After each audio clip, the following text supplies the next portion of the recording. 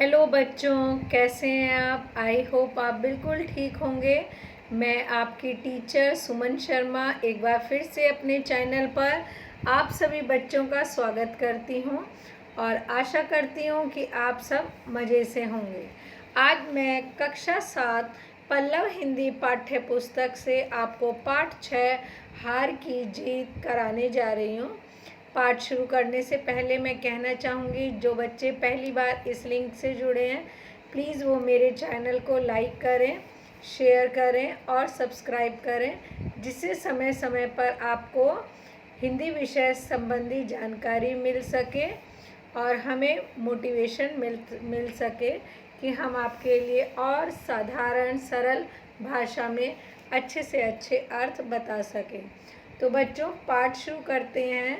पाठ 6 हार की जीत। यह सुदर्शन द्वारा लिखित एक कहानी है जिसके अंदर एक डाकू का हृदय परिवर्तन हो जाता है बाबा खड़क सिंह की बात से।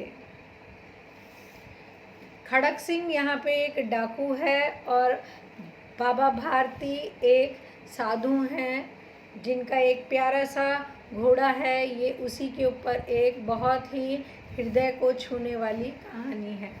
आई होप आप सब ध्यान से सुनेंगे। माँ को अपने बेटे और किसान को अपने लहलहाते खेत देखकर जो आनंद आता है, वही आनंद बाबा भारती को अपना घोड़ा देखकर आता था। भगवत भजन से जो समय बचता वह घोड़े की भेंट हो जाता। वह घोड़ा बहुत सुंदर और बलवान था। उसके जैसा घोड़ा सारे इलाके में ना था। बाबा भारती उसे सुल्तान कह के पुकारते, अपने हाथ से उसे साफ करते, खुद दाना खिलाते और उसे देख देख कर प्रसन्न होते रहते। उन्होंने रुपया, माल, सामान, जमीन आदि अपना सब कुछ छोड़ दिया था। यहाँ तक कि उन्हें नगर के जीवन से भी घृणा थी। अब वे गांव से बाहर एक छोटे से मंदिर में रहते और भगवान का भजन करते थे। मैं सुल्तान के बिना नहीं रह सकूंगा, उन्हें ऐसा लगने लगा था। वे उसकी चाल पर लट्टू थे। कहते, ऐसा चलता है जैसे मोर घटा को देखकर नाच रहा हो। जब तक संध्या के समय सुल्तान पे चढ़कर 8-10 मील का चक्कर ना लगा लेते, उन्हें चैन ना आता। यानी उस बाबा को अपने घोड़े से बहुत प्रेम था। उसकी चाल मोर के चाल की तरह बताते हैं और शाम को 8-10 मील बिना उसके ऊपर चढ़े उन्हें चैन नहीं मिलता था। और अब उनको ऐसा लगने लग गया था कि अब इसके बिना मैं जी नहीं पाऊंगा। खड़क सिंह उस इलाके का कुख्यात डाकू था। लोग उसका नाम ही सुनकर कांपते थे। होते होते सुल्तान की कीर्ति उसके कानों तक भी पहुंची। उसका हृदय उसे देखने के लिए अधीर हो उठा। उस घोड़े के बारे में तारीफ सुन के उस डाकू का भी मन उसे देखने को हो गया। वह एक दिन दोपहर के समय बाबा भारती के पास पहुंचा और नमस्कार करके बैठ गया। बाबा भारती ने पूछा, खड़क सिंह, क्या हाल है? खड़क सिंह ने सिर झुका के उत्तर दिया, आपकी दया है, कहो इधर कैसे आ गए? सुल्तान की चाह खींच लाई। विचित्र जानवर है, देखोगे तो प्रसन्न हो जाओगे। मैंने भी बड़ी प्रशंसा सुनी है। उसकी चाल तुम्हारा मन मोह लेगी। कहते हैं देखने में बहुत सुंदर है, बड़ा सुंदर है। क्या कहना, जो उसे एक बार देख लेता है कभी भुला नहीं पाता। बहुत दिनों से इच्छा थी, आज आया हूँ। बाबा भारती और खड़क सिंह अस्तबल में पहुँचे। बाबा ने घोड़ा दिखाया घमंड से। अपनी चीज़ थी तो उन्होंने बड़े घमंड से उसे दिखाया। खड़क सिंह ने घोड़ा देखा आश्चर्य से।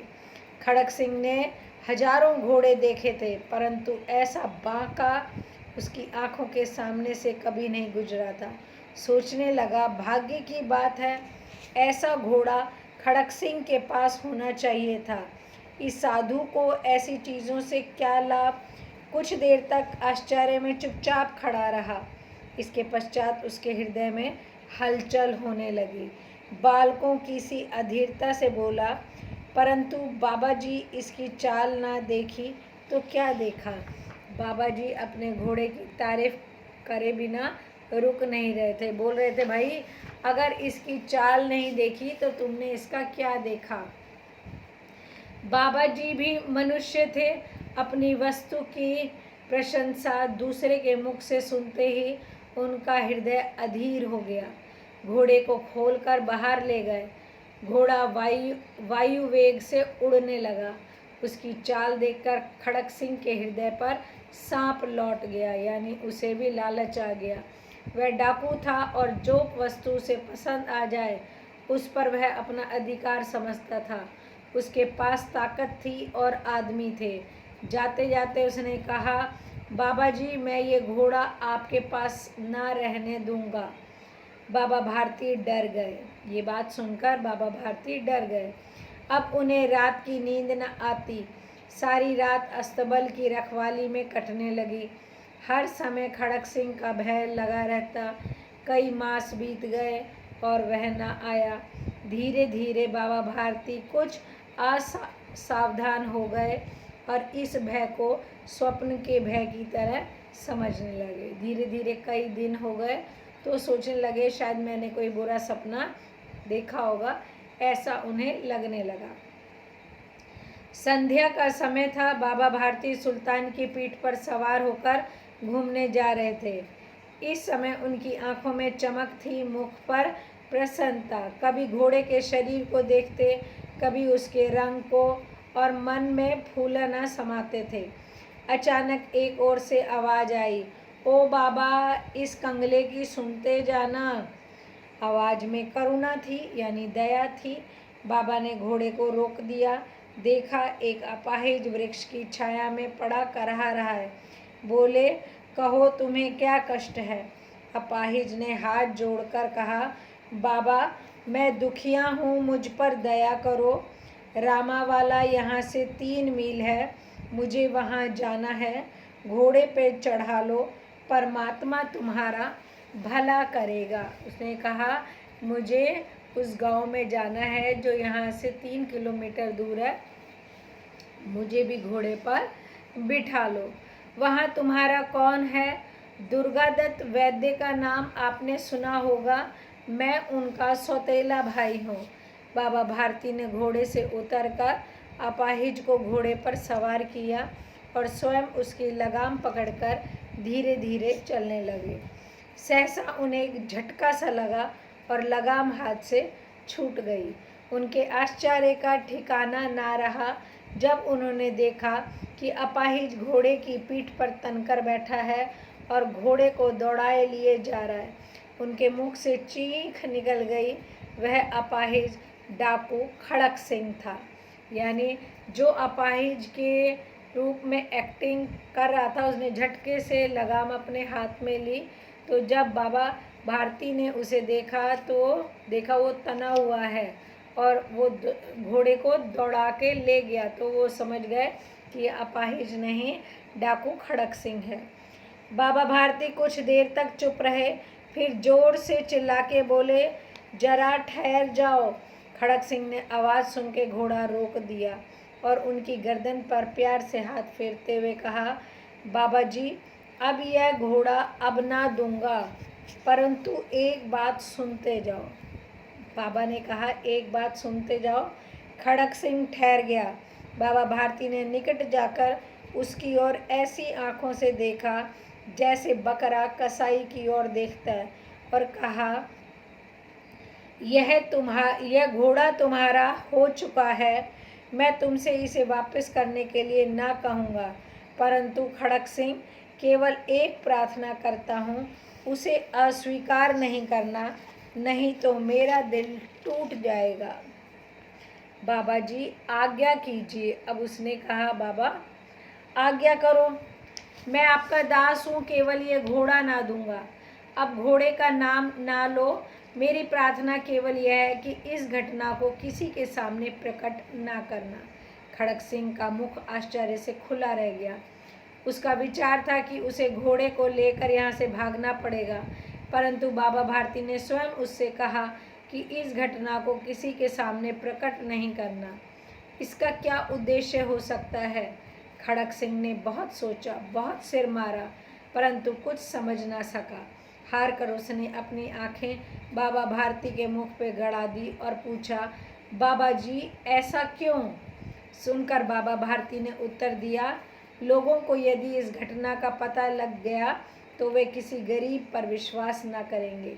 यह कहते कहते उन्होंने सुल्तान की ओर से इस तरह मुंह मोड़ लिया जैसे उनका कभी कोई संबंध ही ना रहा हो।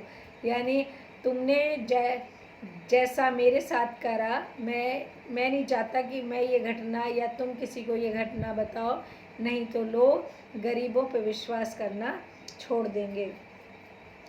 बाबा भारती चले गए, परंतु उनके शब्द खड़क सिंह के कानों में गूंज रहे थे। सोचता था कैसे ऊंचे विचार हैं, कैसा पवित्र भाव है। उन्हें यह घोड़े से प्रेम है। उसे देखकर उनका मुख फूल की तरह खिल जाता था। कहते थे इसके बिना मैं रह ना सकूंगा। इसकी रखवाली में वे कई रात सोए नहीं। भजन भक्ति ना कर रखवाली करते थे, परंतु आज उनके मुख पर दुख की रेखा तक दिखाई नहीं पड़ती। उन्हें केवल यह ख्याल था कि कहीं लोग गरीबों पर विश्वास करना ना छोड़ दें। ऐसा मनुष्य मनुष्य नहीं, देवता है। रात्रि के अंधकार में खड़क सिंह बाबा भारती के मंदिर में पहुंचा। चारों ओर सन्नाटा था। आकाश में तारे टिमटिमा रहे थे, यानी चारों तरफ अंधेरा था और केवल तारे ही आसमान में टिमटिम कर रहे थे। थोड़ी देर पर गांव के कुत्ते भौंक रहे थे। मंदिर के अंदर कोई शब्द सुनाई नहीं देता था। खड़क सिंह ने सुल्तान की बांग पकड़े हुए था। वह धीरे धीरे अस्तबल के फाटक पे पहुंचा। फाटक खुला पड़ा था। किसी समय वहां बाबा भारती स्वयं लाठी लेकर पहरा देते थे, परंतु आज उन्हें किसी चोरी किसी डाके का भय नहीं था। खड़क सिंह ने आगे बढ़कर सुल्तान को उसके स्थान पर बांध दिया और बाहर निकल के सावधानी से फाटक बंद कर दिया। उस समय उसकी आंखों में नेकी के आंसू थे, यानी उसने एक पुण्य कमाया, एक बहुत अच्छा कार्य करा, इसकी खुशी के आंसू थे। रात्रि का तीसरा पहर बीत चुका था। चौथा पहर आरंभ होते ही बाबा भारती ने अपनी कुटिया से बाहर निकल के ठंडे जल से स्नान करा। उनके पांव अस्तबल की ओर बढ़े, परंतु फाटक पे पहुंच के उनको अपनी भूल का अनुभव हुआ। साथ ही घोर निराशा ने उनके पांव को मन ही मन भरकर बना दिया था, भारी बना दिया था। वे वहीं रुक गए, क्योंकि उन्हें अपनी गलती का एहसास हो गया था कि आज उन्होंने कैसे किस तरह एक अपाहिज की मदद करी और वो घोड़ा उनसे अब जिंदगी भर के लिए छूट गया। घोड़े ने अपने स्वामी के पाँव की चाप को पहचान लिया और जोर से हिनहिनाया। अब बाबा भारती आश्चर्य और प्रसन्नता से दौड़ते हुए अंदर घुसे और अपने प्यारे घोड़े को गले से लिपटकर इस प्रकार रोने लगे, मानो कोई पिता बहुत दिनों से बिछड़े हुए पुत्र से मिल रहा हो। बार बार उसकी पीठ पर हाथ फेरते, बार बार उसके मुंह को थपकियां देते। फिर वे संतोष से बोले, अब कोई गरीबों की सहायता से मुंह ना मोड़ेगा, यानी अब कोई गरीब की मदद करने से पीछे नहीं हटेगा। एक बार शब्दार्थ करते हैं। भगवत भजन यानी भगवान का भजन। लट्टू होना यानी मोहित होना। कुख्यात यानी बदनाम। कीर्ति यानी यश। अधीर यानी बेचैन। विचित्र यानी अनोखा। मास मानी महीना। कंगला यानी निर्धन। करुणा यानी दया। अपाहिज यानी विकलांग। सहसा यानी अचानक। बांग मतलब लगाम। नेकी मतलब भलाई। चाप यानी आवाज़। आई होप आप सब बच्चों को ये पाठ अच्छे से समझ में आ गया होगा। एक बार आप पुनः इस पाठ को पढ़ें, सुनें और समझें, आपको समझ में आ जाएगा। ओके बच्चों, बाय।